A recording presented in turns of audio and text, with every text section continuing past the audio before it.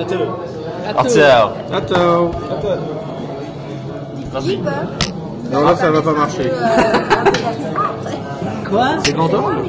Bonsoir à tous, bonsoir à ceux qui nous regardent. Donc, nous allons expliquer ce soir et démontrer à des gens, des vrais humains, City of Horror de Repos Production. Alors c'est un jeu de 3 à 6 joueurs. Nous avons donc ici 6 joueurs plutôt. Ça commence bien. Et nous avons la version géante devant nous. Dites bonjour à la caméra, messieurs dames. Bonjour la caméra.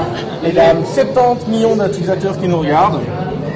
Alors, le jeu, l'idée du jeu en tout cas, c'est qu'on est dans un futur proche et que l'humanité, suite à quelque chose probablement nucléaire ou autre chose comme ça, en tout cas, des zombies, les morts se relèvent et dès que quelqu'un meurt, il devient zombie. Tout se passait bien dans le village, les zombies n'avaient pas atteint.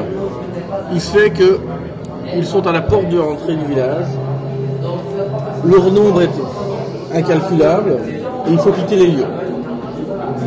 Les gens sur place ont téléphoné au renfort, mais les renforts arriveront dans 4 heures uniquement.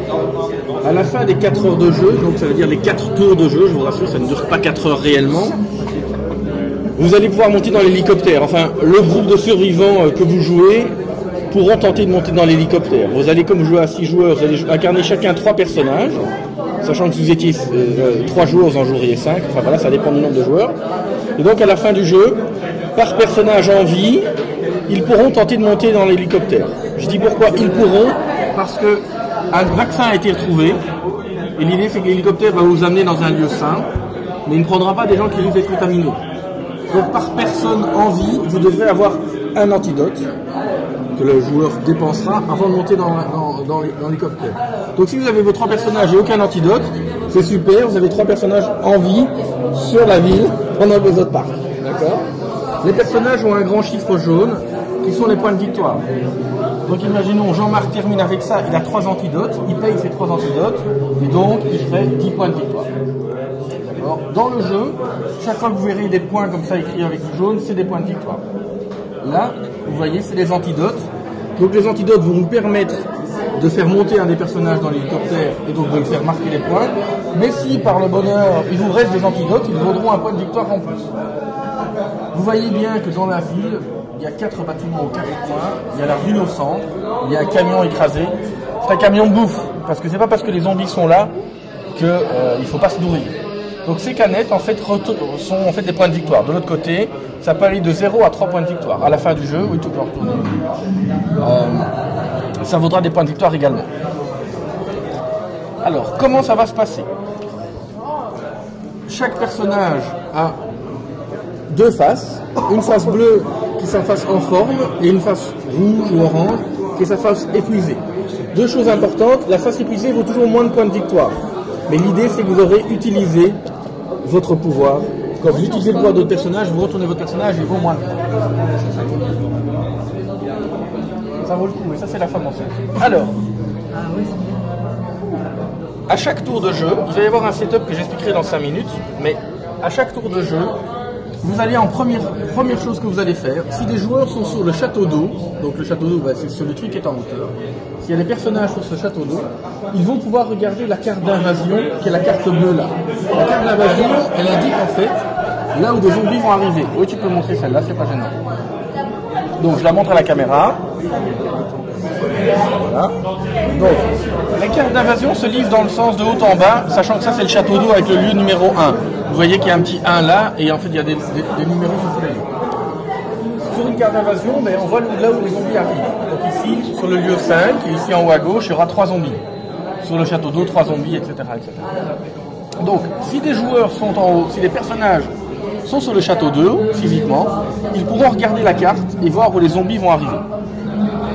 Une fois que cette phase-là est faite, vous allez choisir avec votre deck de déplacement, ici, vous avez tous le même deck, l'un des lieux vers lequel l'un de vos personnages va fuir. L'idée c'est que c'est la cohue, c'est l'enfer dans le village, donc vous allez pouvoir choisir une destination pour l'un de vos personnages. Tout le monde va faire ça, d'accord ? Et puis vous allez révéler votre destination. Donc par exemple, moi je dis, je vais à l'armurerie, etc., etc.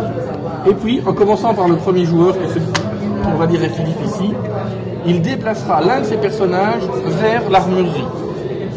Alors, l'armurerie, elle est ici dans ce setup-là, mais elle peut chaque fois être un coin différent et surtout elle est recto verso avec des pouvoirs différents. Vous pouvez remarquer plusieurs choses. Déjà, il y a 4 carrés blancs, c'est les 4 places de l'armurerie. Il peut y avoir 4 humains dans l'armurerie. La zone externe, c'est pour les zombies. Il peut y avoir jusqu'à 8 zombies sur chaque lieu. Sur chaque lieu, il y a également un pouvoir et une condition d'attaque. Le pouvoir ici, c'est que vous pourrez défausser une carte d'action pour reprendre la première carte d'action de la pioche. Donc vous avez une carte qui ne vous intéresse plus, vous la défaussez, vous en reprenez une. Et la petite information là qui est très importante, c'est que s'il y a 3 zombies ou plus, il y aura une attaque. Quand il y aura une attaque, vous aurez l'occasion de jouer des cartes pour essayer qu'il n'y ait pas d'attaque. Mais s'il y a une attaque, c'est-à-dire qu'une fois que plus personne ne veut rien faire, il y aura un vote. Et le vote, il servira à quoi? Il servira à choisir qui on va donner aux zombies. Parce que eux veulent faim. Et donc, il faudra choisir parmi vous quel joueur va y passer. D'accord? Le joueur qui meurt, on l'enlève. Le joueur un peu plus facile puisqu'il n'a plus que 2 personnages à gérer. Mais c'est ça l'idée. Donc ce n'est pas un jeu coopératif. Les zombies sont entre eux et vous êtes là pour survivre. S'il y a 3 zombies ou plus, ils attaquent. Voilà. Ça c'est un cas particulier que je vais expliquer après. Alors, le lieu qui est dans le fond là-bas, c'est l'hôpital. Vous voyez qu'il y a 3 places dans l'hôpital pour cette version-là. Et le pouvoir de l'hôpital, c'est si vous défaussez une carte, vous recevez un antidote. Voilà. Et par contre, la condition d'attaque est un peu particulière. C'est s'il y a plus de zombies que d'humains, ils attaquent. Donc s'il y a un zombie, s'il y a un humain, 2 zombies, ils attaquent. S'il y en a 3, il faut 4 zombies, etc. Donc ça peut fluctuer. La banque, j'y reviendrai après parce qu'il y a un problème un peu particulier. L'église, dans cette phase-ci, il y a 4 places. Il y a l'église, vous pouvez défausser une carte. L'idée, c'est que vous priez pour un personnage. Et ce personnage va pouvoir récupérer son pouvoir. Donc il se remet du côté bleu. Donc il gagne des points de victoire. Et s'il le faut, vous pourrez réutiliser son pouvoir. Sauf la femme enceinte qui ne peut pas redevenir enceinte. Exactement. Voilà. Donc c'est un jeu pour les moins de... L'idée, c'est qu'il y a la petite icône femme enceinte, comme sur les bouteilles d'alcool. Ça, c'est un des personnages. La femme enceinte, son pouvoir, c'est d'accoucher. Au moment où elle accouche, déjà elle change son personnage et elle met le pion femme enceinte, enfin femme accouchée. Et jusqu'à la fin du jeu, elle a 2 voix. Et c'est le seul personnage qui ne peut pas récupérer son pouvoir, puisqu'elle ne peut pas. Elle peut retomber enceinte, mais pas dans les 4 heures. C'est très gore. Alors, le lieu central est un peu particulier, parce que déjà la première chose, c'est qu'il n'y a pas de carré blanc. Pourquoi? Parce que dans la rue, il y a un nombre infini de places. Il y a toujours de la place pour les humains. Et là, s'il y a une attaque de zombies, sachant que la condition d'attaque de zombies, vous voyez, c'est 1+. Donc s'il y a un zombie, il y aura un mort. Mais à la rue, c'est pas les humains qui vont choisir qui va être mangé, c'est le maître des zombies. Le maître des zombies, c'est lui. Pour information, c'est la gueule de Cédric qui a été retrafiquée en gueule de zombie. Voilà, c'est pas facile à voir. Par contre, je le veux bien pour l'explication. Alors, il commence la partie sur le rouge. Et donc, s'il y a une attaque de zombies, c'est-à-dire que si les humains n'ont rien fait, le maître des zombies mangera un personnage rouge. S'il n'y a pas de personnage rouge, il mangera le suivant dans l'ordre de la roue, donc il mangera un jaune. S'il n'y a pas de jaune, il mangera un orange, etc. Il mangera de toute façon quelqu'un. Mais ce n'est pas les joueurs qui décideront qui ils vont tuer, c'est le maître des zombies. Petit détail important, même les zombies mangent équilibré. Et donc une fois qu'il aurait mangé par exemple un humain rouge, il changera d'une case, il mangera un jaune après. Est-ce qu'il y a des questions par rapport à ça? Ça vous paraît plus ou moins clair? Qu'est-ce que vous avez vu quand vous avez écrit le jeu?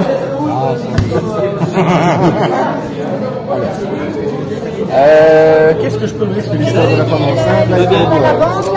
Alors la banque, sur cette face-là de la banque, vous pouvez défausser une carte pour déplacer le maître des zombies où vous voulez.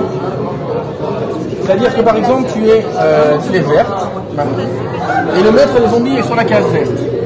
Si tu as un personnage à la banque, tu pourras défausser une carte pour mettre par exemple le maître des zombies sur l'orange, comme ça c'est Jean-Marc qui se fera manger plutôt que toi.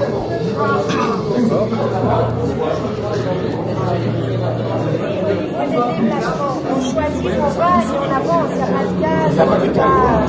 Je vais juste encore expliquer le pouvoir du Carrefour. Donc Cédric, tu peux juste passer de l'armurerie à la banque, comme ça. Aucun problème. Je te déplace. Donc, au Carrefour, vous débalancez une carte et vous recevez une canette de bière. Une canette de, pas de bière, ça c'était dans le prototype. Vous recevez une canette qui vaut des points de victoire. On a vraiment voulu le faire, mais c'était trop dangereux de mettre de l'alcool. Les canettes, il y en a 12, il y en a une de 0, une de 3, 5 de 2 et 5 de 1. D'accord. Voilà. J'ai expliqué le château d'eau, mais je vais le redire. Donc là, il y a 2 places uniquement. Et les personnages qui sont là pourront voir la carte d'invasion. Sans défausser une carte. Sans défausser une carte, qu'est-ce que je n'ai pas encore dit? Ce qu'on va déjà faire, première chose, les pouvoirs spéciaux. Je veux bien un paquet de cartes. J'ai loupé un truc, mais c'est qui décide combien de zombies va chacun Les cartes. La première partie d'un tour. Alors, ce que je n'ai pas expliqué et qui est très important, c'est que avant, vous allez recevoir des cartes. Comme vous êtes 6 joueurs, vous allez en recevoir 4. D'accord. Ces cartes vont vous permettre de jouer la carte pour la carte et aussi de payer certains coûts de lieu. D'accord. En les défaussant. Elles sont très importantes. Si vous les claquez au premier tour, sachez que ça va être mal barré pour vous. Et si vous ne les utilisez pas, ça sera mal barré pour vous aussi. Donc il faudra les utiliser intelligemment. Alors, ceci, Quatre bonnes, oui, ça je vais vous donner 4, je te donnerai que 4 bonnes. Alors, ceci, par exemple, si vous avez fait une bombe artisanale, ça permet de tuer 2 zombies n'importe où, sur le même lieu. Et alors il y a une petite icône d'explosion. Il faut savoir que les cartes, vous pouvez les jouer n'importe où, n'importe quand. Et vous pouvez même jouer une carte qui ne vous aide pas vous, mais qui aide un de vos compagnons, parce que vous êtes en train de discuter avec lui, c'est pour une alliance, etc., etc., etc. Donc ceci, ça tue 2 zombies. J'expliquerai l'explosion après. Ceci, la maglite, le principe, c'est que vous avez une lampe de poche et vous éclairez un autre humain. Donc vous choisissez la couleur que le maître des zombies va manger. Ici, ça c'est de l'énergie 2000. Ça vous permet de récupérer un de vos personnages. Vous le remettez sur sa bonne face. Sachant que la femme enceinte ne veut pas devenir enceinte grâce à de la boisson. C'est la boisson des vrais bonhommes. Voilà, c'est la boisson des vrais hommes. Ils ont vraiment vu quelque chose de spécial. Alors la carte de sprint, le principe donc c'est que normalement au début de chaque tour vous allez choisir une destination où l'un de vos personnages va se rendre. Si vous avez joué cette carte là, vous pourrez la remplacer. Un exemple très clair, vous avez décidé d'aller à l'armurerie. À l'armurerie, les 4 places sont actives. Vous ne pouvez pas rentrer dans l'armurerie. Et donc, quelle est la terre d'accueil? La rue, où il y a plein de zombies. Donc vous avez peut-être intérêt de jouer cette carte-là pour déplacer. Cette carte-ci, c'est le spray. La femme enceinte peut splitter, il n'y a pas de souci. Ça vous permet d'annuler une carte orange. Les cartes oranges, ce sont les cartes actions. La carte d'alarme, ça vous permet, c'est pas une carte gentille. L'alarme sonne dans un des lieux et 3 zombies arrivent en plus. C'est en général pas bien vu de la jouer au début du jeu. Mais faites ce que vous voulez à votre... Ceci, le flingue, vous tuez un zombie. Très simple. Ceci, c'est un fusil de détresse. Vous déplacez un zombie d'un lieu vers un autre. Alors, qu'est-ce que je n'ai pas encore expliqué? Je vous ai parlé tout à l'heure, vous avez vu, il y a une petite icône explosion ici. Chaque fois que vous utilisez une carte d'explosion, il faudra mettre l'un des marqueurs d'explosion sur l'un des 2 lieux qui sont susceptibles aux explosions dans le village. Il y a la tour et l'armurerie. Le château d'eau, c'est très simple. Quand il y a 3 marqueurs, le château d'eau explose. Les 2 humains qui sont dessus, s'il y en a, on ne les revoit plus. Et les zombies qui sont en dessous sont écroulés, sont morts. Et on met ceci, parce qu'on peut maintenant aller dans les ruines. Mais voilà. À l'armurerie, c'est un peu différent. Si il y a 3 marqueurs, l'armurerie commence à brûler. Tous les humains quittent les lieux. On met les marqueurs de feu sur les 4 emplacements. Et en fait, l'armurerie est condamnée. Complètement. On ne peut plus y aller. Donc, chaque fois que vous jouez une carte comme ça, vous mettrez un marqueur sur l'un des 2 jeux. Alors, le petit chat. Le principe, c'est qu'il reste quand même encore des animaux. Vous avez la chance d'avoir un petit chat avec vous. Quand vous jouez un petit chat, vous choisissez un lieu sur lequel il y a des zombies. Par exemple, celui-ci. Et l'idée, c'est que vous prenez le petit chat depuis l'armurerie, vous le jetez dans le village en espérant que les zombies le suivent. À ce moment-là, Sadique. C'est pas du tout sadique. J'aime pas les chats. Les zombies comme les guignols. Voilà.